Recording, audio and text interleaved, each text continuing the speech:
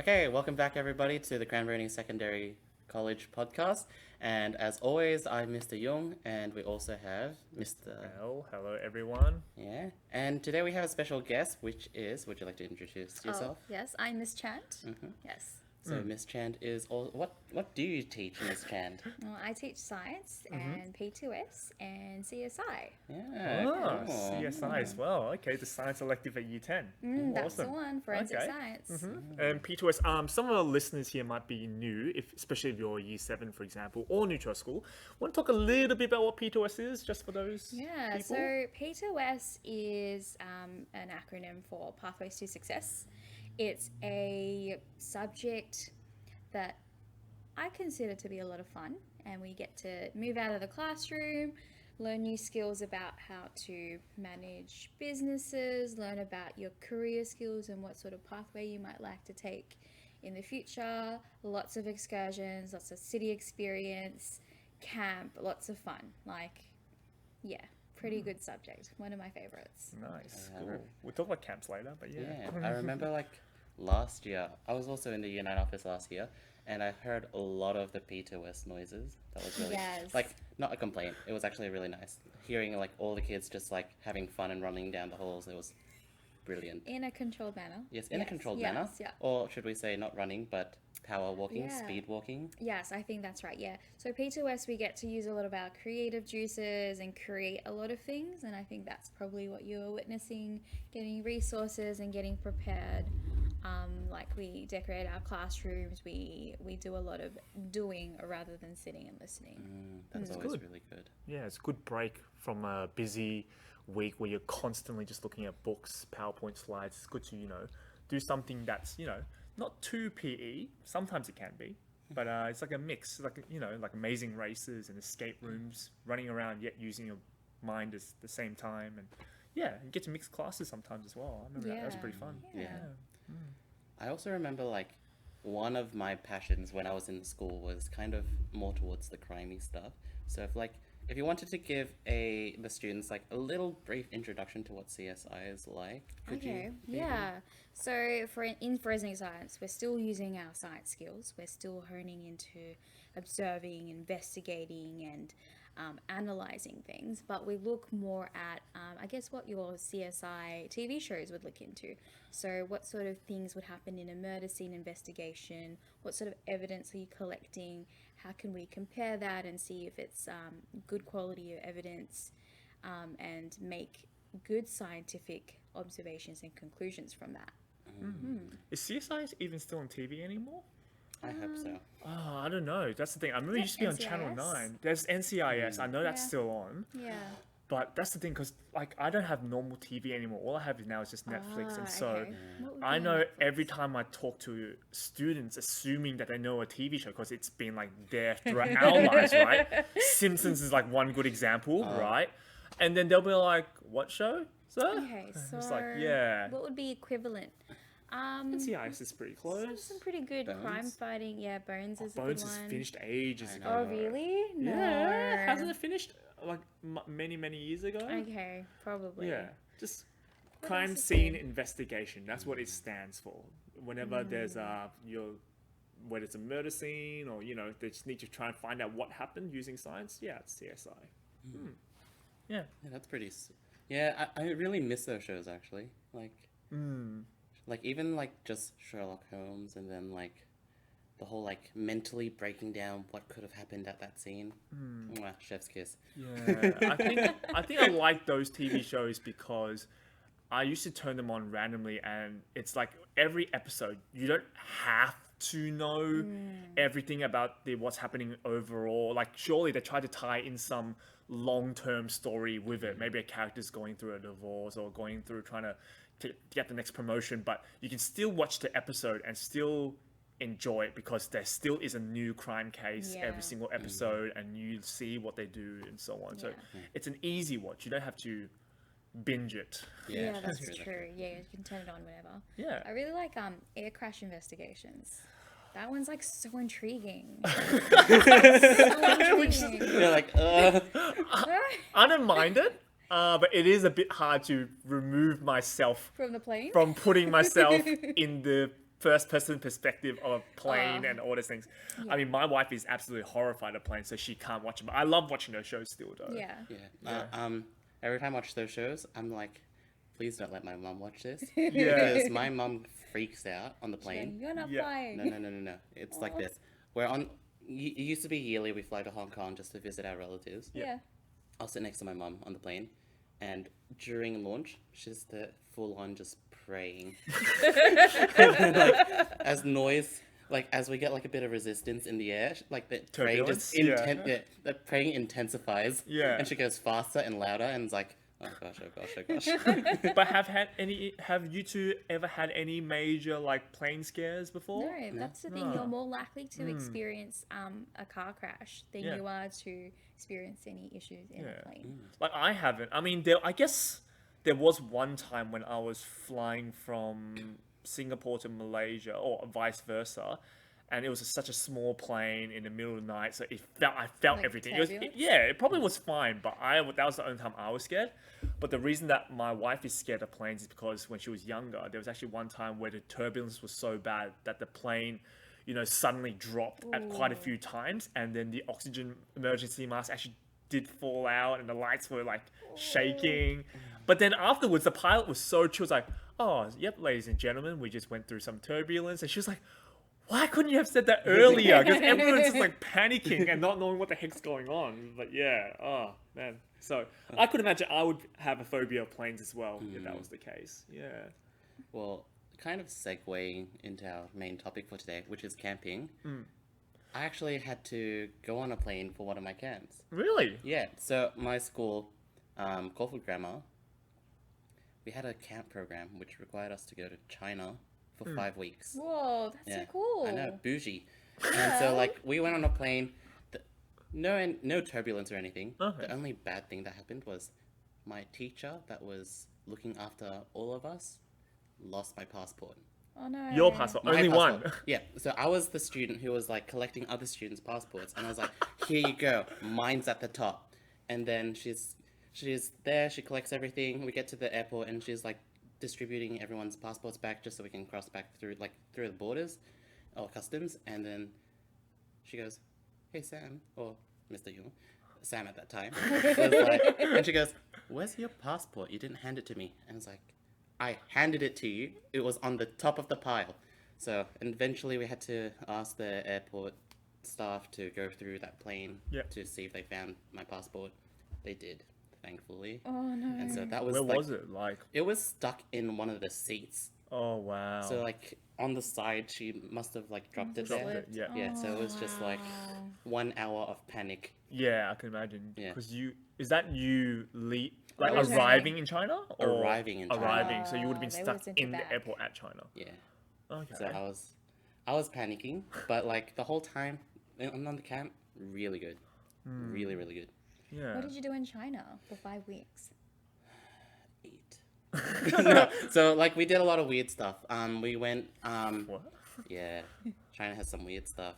Like the night markets. Okay. So we went to the Beijing night markets. If you've Yeah. seen Karate Kid, it's real. We ate scorpions, silkworms, spiders. Speaking of phobias, that's mine. Yep. Yeah, Spiders. Oh, I can't stand I spiders. had scorpions. They taste like chips. Really? Yeah, they're really nice. I can imagine. Spiders. I don't like that crunchy shell crustacean Yeah. texture. Spiders is like that, but hairier. Yeah. Yeah, Did they add any flavor? Like, surely they had to, because there's no natural flavor, surely, right? couldn't taste anything.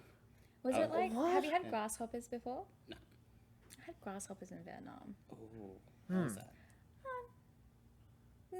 Wouldn't do it again. Again, it's like that. It's like eating the shell of a prawn, but much. Yeah. It's just cartilage. I know there's a So, huge yeah. craze over the past few years about how insects are actually good for you if you cook them in certain ways. And I know crickets is one of the main big ones that they push for. They use crickets to they crush them out into powders and replace a lot of foods with crickets. I've heard about that before, but I can't imagine myself eating insects unless it's some sort of. I'm very competitive, so if it's like a team game challenge and we're really close to winning, that I would 100% easily But if it's just for the sake of, hey, let's try it, I don't know how willing I'd be like, yeah, is it really worth it? Yeah. Yeah.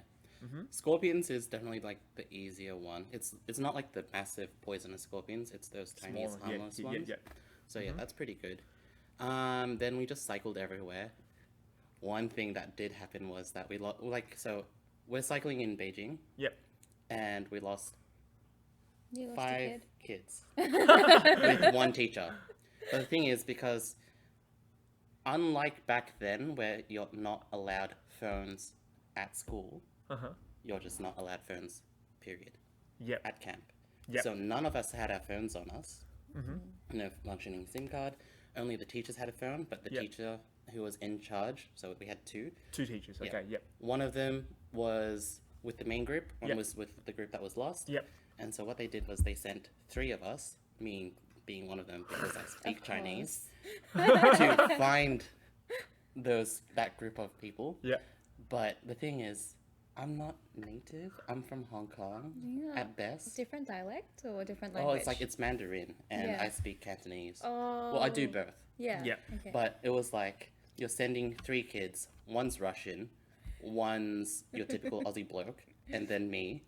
To What year level are you guys? Year 10? 9. Year We 9? We were turning 15. Wow. Oh. So yeah, we eventually found them and eventually navigated our way back to the main group. Oh, good. But that was like did you just realize what happened? Like that you sent kids without a phone to find other kids? Yeah.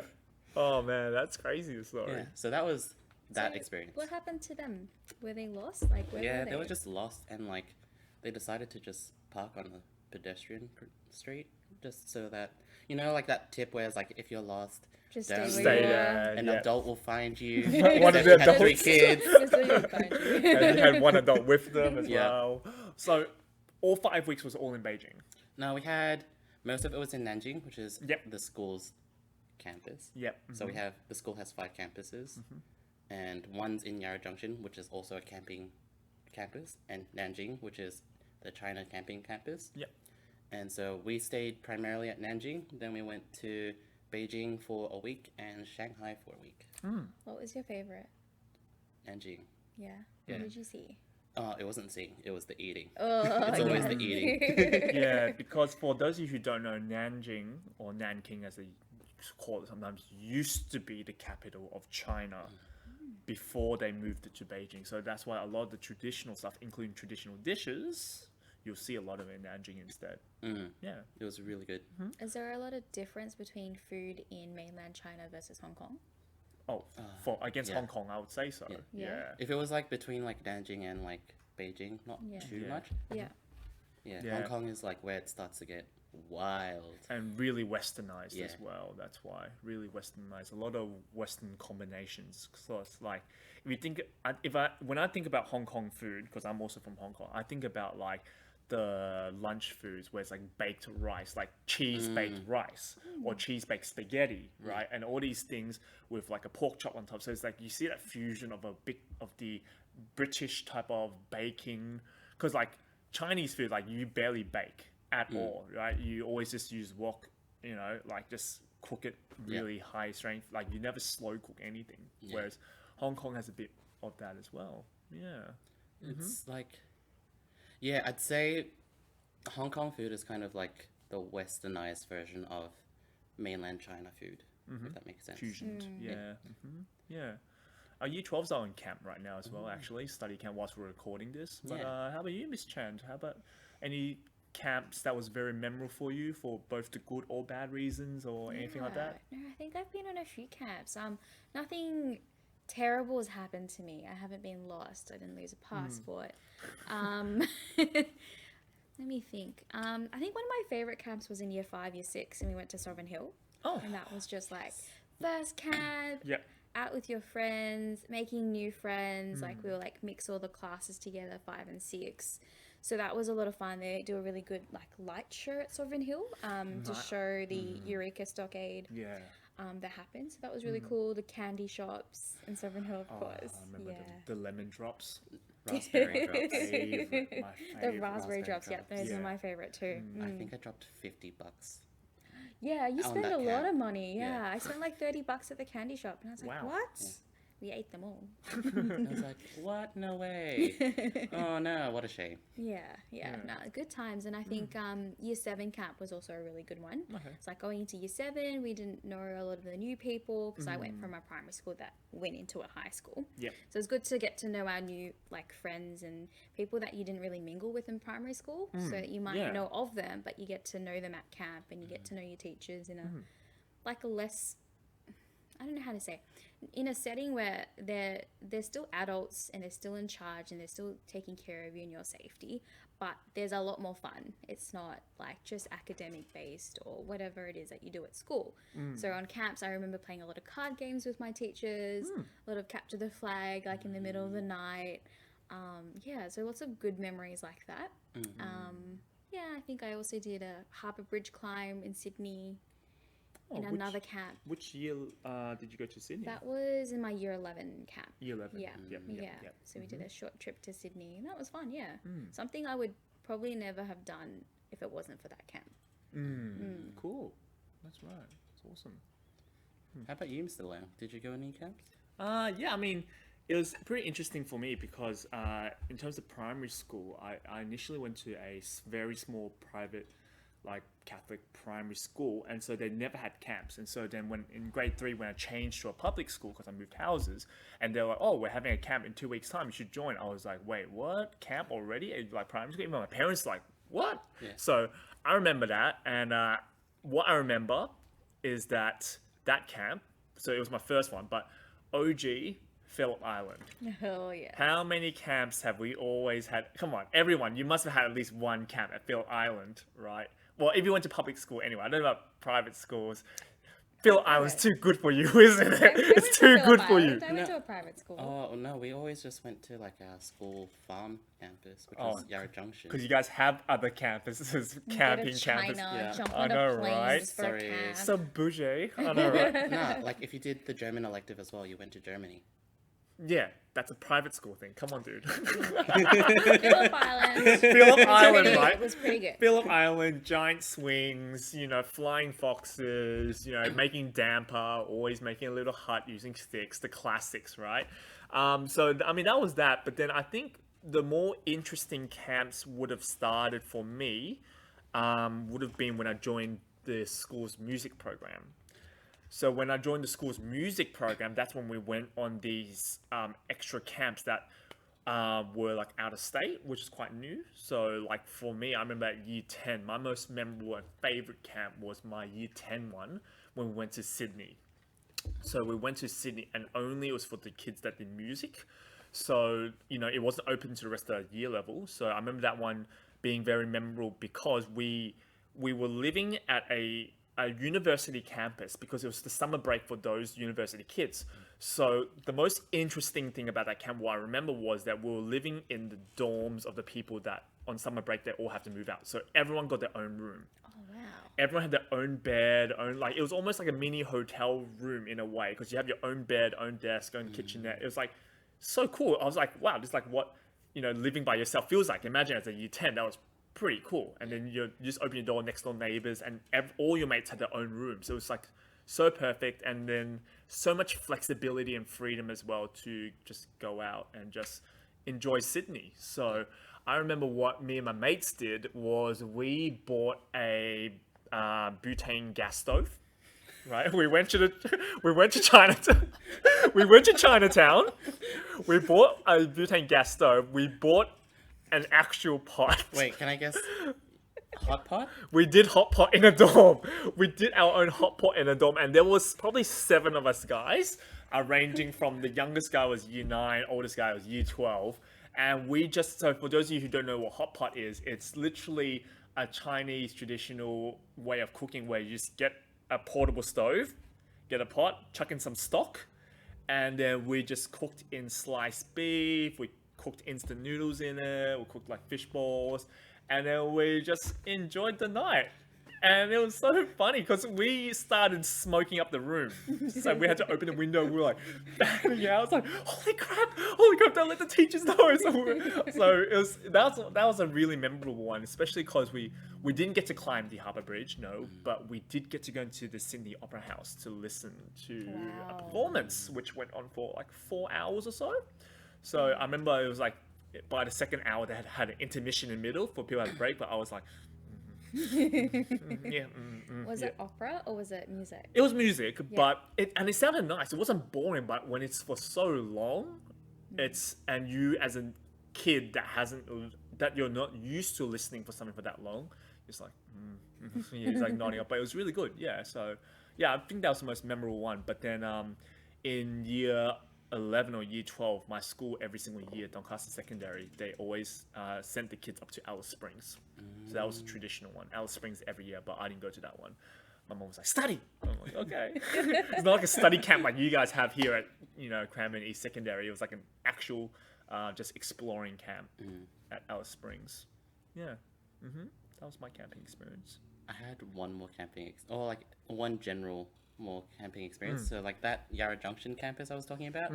So that's a farm, and usually they take us there just to kind of teach us about sustainability, how to like grow crops if we ever become farmers. Okay.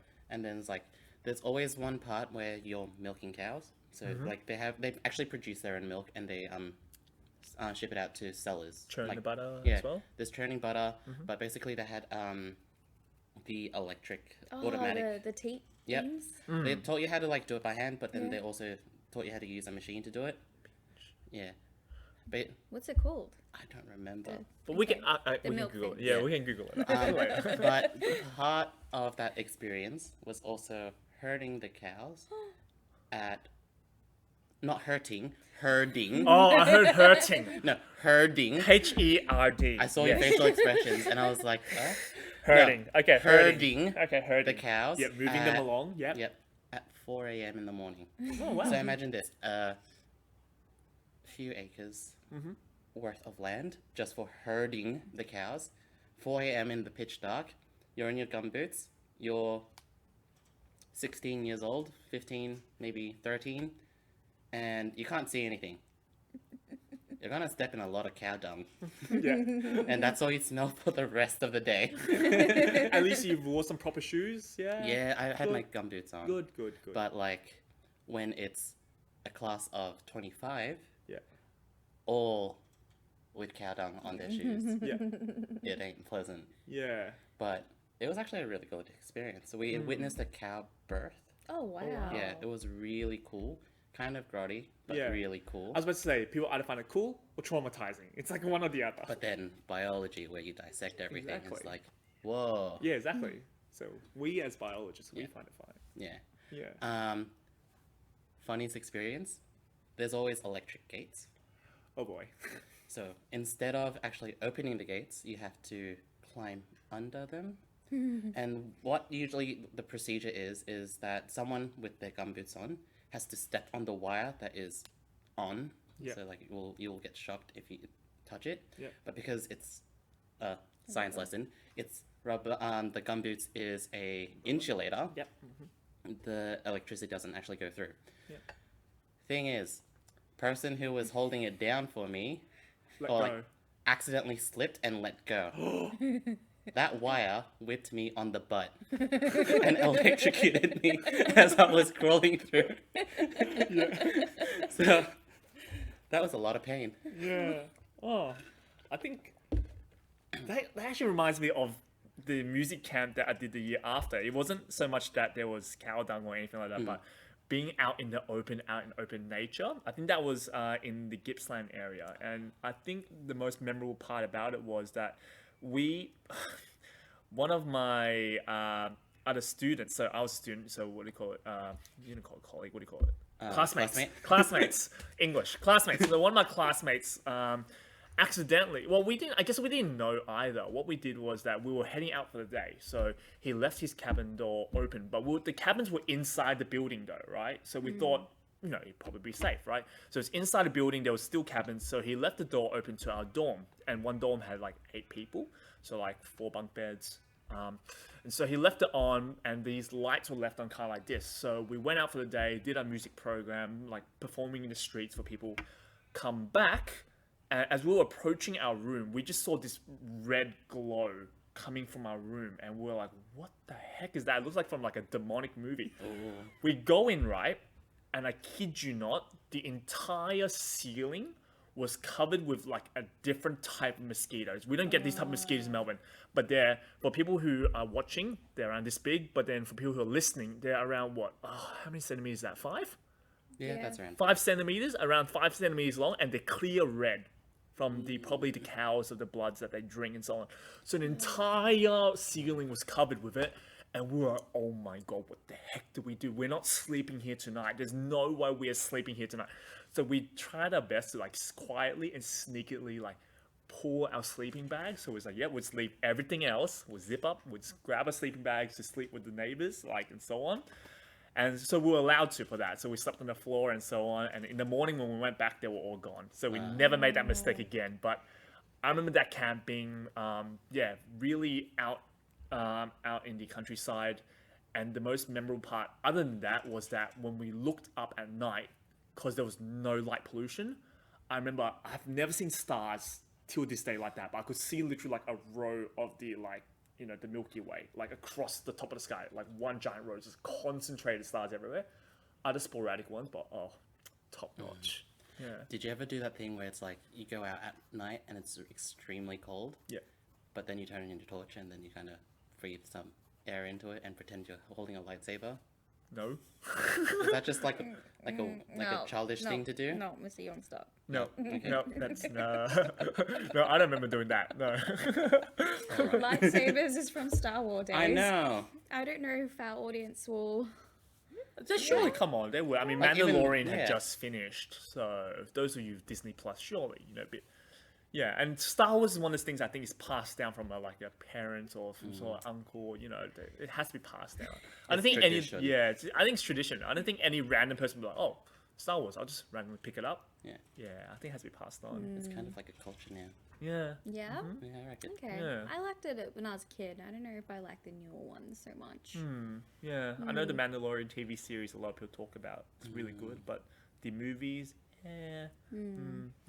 Well, speaking of, it's kind of part of that show now where we recommend a show for our viewers to watch. Yeah. So, So, Mr. Lam, do you have a show that you would like the viewers to try out?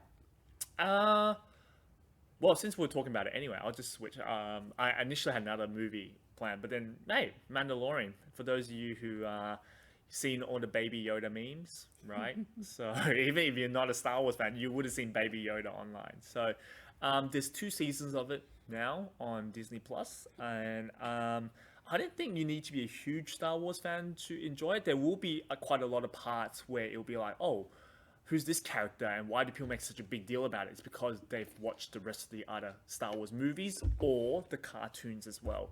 So yeah, people generally loved the way the season 2 ended, the series ended. So I would highly recommend the show. So even though I haven't had time to properly watch it, but I know what each episode talks about. So yeah, Mandalorian, Disney Plus, get onto it. Miss Chand, how about you? I think we were talking about this just before the podcast. Can I remember the name properly? The Fate Saga. I think it's a redo of a series that you guys have seen previously. But Reimagining. Let's it's, call it. yeah, Let's just call it reimagining. Yeah. So it's about fairies and about a different world. So it's pretty cool. Oh, yeah. It's on Netflix, by the way. I remember watching my first Fate series. So good. So good. Like, I think by the time I started watching it, we only had like 1 or 2 episodes left to air.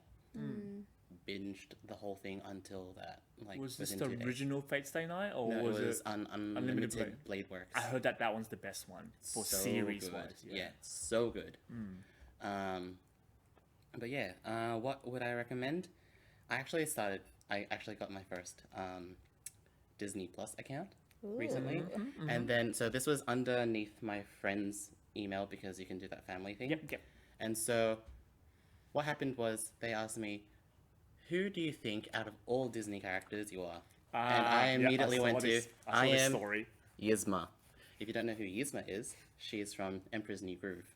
She is the main villain Yeah. of that show. And that's the show I want to recommend. Emperor's New Groove. That is such a classic to me. It's one of the best ones in my I opinion. think that's one of those Disney movies where the villains are more memorable than the main characters. Yeah. Because Yzma, but not just Yzma, Yzma and Krunk Yes. as the combo. Yeah. It's so funny. It's such a power combo of Yeah. like comedy. Yeah. But then like I was asked that question, why are you Yzma? And then I kind of Would you just Baymax initially? Yeah. yeah. Originally they gave me Baymax from Big Hero 6. Yeah. And then I said, look, Yzma, her method might not have been the best. Her intention, but her intentions and her Yes. goals were actually for the good. Yeah. Because the whole theme, or like little bit of a plot thing, is that the emperor is kind of ruining the kingdom or the empire, Yeah. and Yzma is really tired of that, so she's trying to bring about a change. And she tries to do this in a bad way, and you see how the emperor kind of learns from what she's done. And so Yzma, she's actually trying to improve the empire, and so while she might be seen as a villain, she's really a low-key protagonist because she brought about that change. Those are always interesting ones. Like those of you who have Netflix or had YouTube Premium, whatever it's called before, like Cobra Kai was kind of like that. That's the whole premise of Cobra Kai, because the Karate Kid, which we talked about earlier, Karate Kid series, initially the main bad guy is just seen as the bad guy, and then in Cobra Kai season 1, which is like the sequel series, I remember there was this one scene where the main protagonist, who was the initial antagonist from the original movie, he says things from his perspective and how the protagonist was actually the antagonist, and a lot of people are like, oh yeah. So that's like, you know, it's always, I love it when the villain has their like a really good motive as well. That's what makes a movie really memorable. Yeah, it's always like that whole idea of perspective. Yeah, everything. Yeah. So, I guess that wraps everything up. So, thank you for tuning in with us for this episode. As always, at the bottom of the video, there's going to be timestamps for you to refer to. So, if you feel like you want to rewatch something, you can always just jump back to that. There's always going to be a survey at the bottom as well. So, at that survey, if you have any feedback for us or a topic that you want us to talk about, feel free to go there. And otherwise, we will see you next time. Yeah. So subscribe, hit the bell, and of course, if you see Miss Chand around, right, make sure you say hi to her, talk to her about her camp experiences, maybe what camp experiences that you've had, and same thing for myself and Mr. Young as well. Or if you've also seen Fate, Oh the yeah, Fate Saga. any of the Fate sagas. Yeah. Cool. All right. Catch you all next week. Bye everyone. Bye.